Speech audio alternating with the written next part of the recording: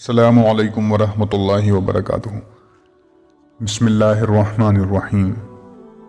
معزز سامعین اکرام، حضرت محمد مصطفیٰ صلی اللہ علیہ وسلم کے جیسے اخلاق تھے، ایسے اخلاق نہ زمین آسمان نے کبھی دیکھے اور نہ کبھی قیامت تک دیکھ سکیں گے۔ ایک روایت میں ہے کہ زید ابن ثانہ جو کہ پہلے یہودی تھے، ایک بار کہنے لگے کہ نبوت کی علاماتوں میں سے کوئی علامت بھی ایسی نہیں رہی جس کو میں نے حضور صلی اللہ علیہ وسلم کے اندر نہ دیکھا ہو، بجز دو علامتوں کے جس کے تجربے کی اب تک نوبت نہیں آئی ہے۔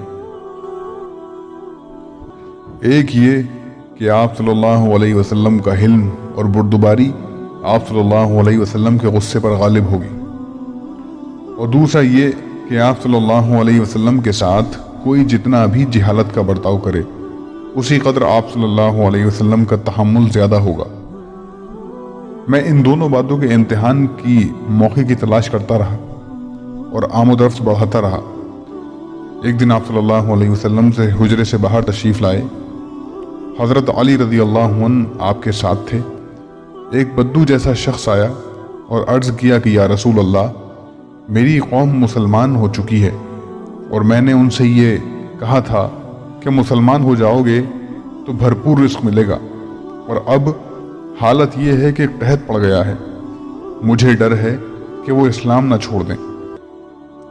اگر ہو سکے تو آپ صلی اللہ علیہ وسلم کچھ ان کی مدد فرما دیں۔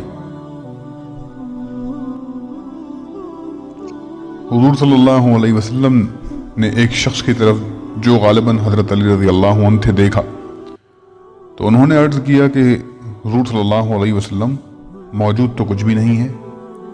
زید جو اس وقت یہودی تھے اس منظر کو دیکھ رہے تھے، کہنے لگے کہ محمد صلی اللہ علیہ وسلم، اگر آپ ایسا کر سکیں کہ فلاں شخص کے باغ کی اتنی کھجوریں ایک وقت معین پر مجھے دے دیں تو میں قیمت دے دوں اور وقت معین پر کھجوریں لے لوں گا۔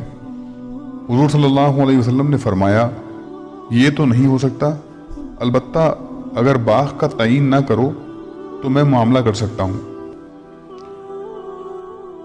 میں نے اس کو قبول کر لیا اور کھجوروں کی قیمت 80 مثقال سونا، ایک مثقال مشہور قول کے مطابق 4.5 ماشے کا ہوتا ہے، ان کو دے دیا۔ آپ صلی اللہ علیہ وسلم نے وہ سونا اس بدو کے حوالے کر دیا اور فرمایا، انصاف کی رعایت رکھنا اور اس سے ان کی ضرورت پوری کر لو۔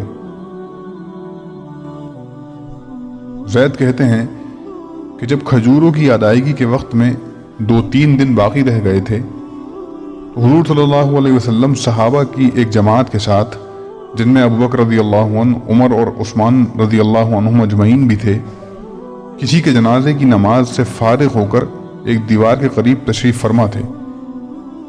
میں آیا اور آپ صلی اللہ علیہ وسلم کے کرتے اور چادر کے پلو کو پکڑ کر نہایت ترش روئی اور سختی کے ساتھ کہا کہ اے محمد صلی اللہ علیہ وسلم، آپ میرا قرضہ ادا نہیں کرتے۔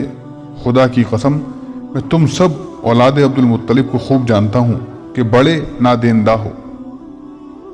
حضرت عمر رضی اللہ عنہ نے غصے سے مجھے گھورا اور کہا کہ اے اللہ کے دشمن، یہ کیا بک رہا ہے؟ خدا کی قسم، اگر مجھے حضور صلی اللہ علیہ وسلم کی طرف سے ناراضگی کا اندیشہ نہ ہوتا تو یہی تیری گردن کاٹ دیتا۔ لیکن حضور صلی اللہ علیہ وسلم نہایت سکون سے مجھے دیکھ رہے تھے اور تبسم کے لہجے میں حضرت عمر رضی اللہ عنہ سے فرمایا کہ جاؤ، اس کو لے جاؤ، اس کا حق ادا کر دو، اور تم نے جو اسے ڈانٹا ہے اس کے بدلے میں 20 ساعت یعنی کہ تقریباً 2 من کھجوریں اس کو زیادہ دے دینا۔ حضرت عمر رضی اللہ عنہ مجھے لے گئے اور پورا مطالبہ اور 20 سا کھجوریں زیادہ دیں۔ میں نے پوچھا کہ یہ 20 سا کیسے؟ حضرت عمر رضی اللہ عنہ کہنے لگے کہ حضور صلی اللہ علیہ وسلم کا یہی حکم ہے۔ زید نے کہا کہ عمر، تم مجھے جانتے ہو؟ انہوں نے فرمایا کہ نہیں۔ میں نے کہا کہ میں زید بن ثانہ ہوں۔ انہوں نے فرمایا کہ جو یہودیوں کا بڑا عالم ہے؟ میں نے کہا ہاں وہی ہوں۔ انہوں نے فرمایا کہ اتنا بڑا آدمی ہو کر حضور صلی اللہ علیہ وسلم کے ساتھ تم نے یہ کیسا برتاؤ کیا؟ میں نے کہا کہ علامات نبوت میں سے 2 علاماتیں ایسی رہ گئی تھیں جن کا مجھ کو تجربہ کرنے کی نوبت نہیں آئی تھی۔ ایک یہ کہ آپ صلی اللہ علیہ وسلم کا حلم آپ صلی اللہ علیہ وسلم کے غصے پر غالب ہوگا، اور دوسرا یہ کہ آپ کے ساتھ سخت جہالت کا برتاؤ ان کے حلم کو بڑھائے گا۔ اب دونوں کا بھی امتحان کر لیا، اب میں تم کو اپنے اسلام کا گواہ بناتا ہوں، اور میرا آدھا مال امت محمدیہ صلی اللہ علیہ وسلم پر صدقہ ہے۔ اس کے بعد حضور صلی اللہ علیہ وسلم کی خدمت میں واپس آئے اور اسلام لے آئے۔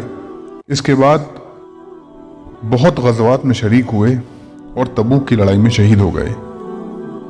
یہ تھے آپ کے وہ عالی شان اخلاق جس سے آپ نے دلوں کو جیتا۔